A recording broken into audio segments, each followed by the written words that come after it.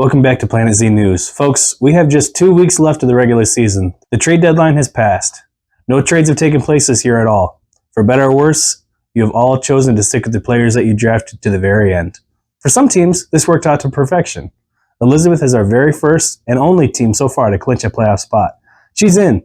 Although we all kind of had a feeling this was going to happen. She had a 99 chance to make it since about week 10.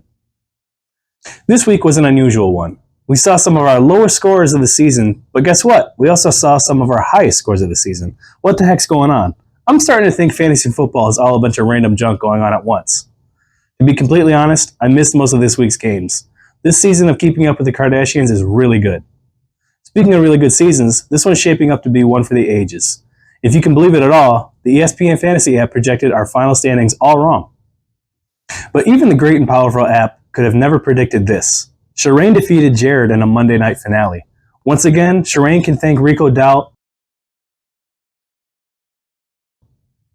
for a W, and the timing couldn't have been better, as she was the only team in the danger zone to walk away with a win this week. Jared stays safe in second place, and he has virtually no worry about missing the playoffs from here on out. Matthew defeated Rebecca as he extends his win streak to 3. He's hoping this streak can get him an invite to the offs. Rebecca takes her third loss in 4 weeks and is a much more uphill battle if she has any similar hopes. As I mentioned before, Elizabeth took a win here and clinched. Dylan stays right on the edge of making it. Dylan sees his second straight week of major underperformances.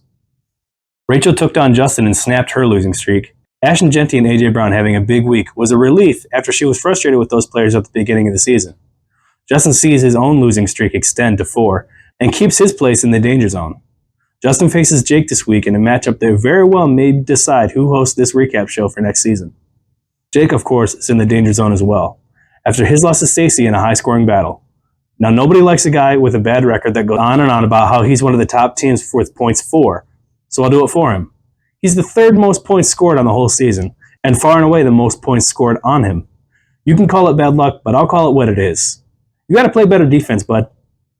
Stacy's win this week puts her in 5th place and firmly in the fight for the playoffs. Last and very least, I won against Chandel. Now, neither team in this matchup broke 100 points. Hell, neither team in this matchup broke 80. Why is this, you may ask? Well, I can tell you it's because I had 4 players on my squad post less than 10 points. My opponent, on the other hand, had 3 players that were either on bye or injured. Far be it for me to complain about a win. But when there's just no competition, it makes it a little empty. We'll see if roster management is what keeps the grandbabies out of the danger zone in the final 2 weeks of the season. And that's our show. Thanks to those of you that watch, and a happy Thanksgiving to those that celebrate.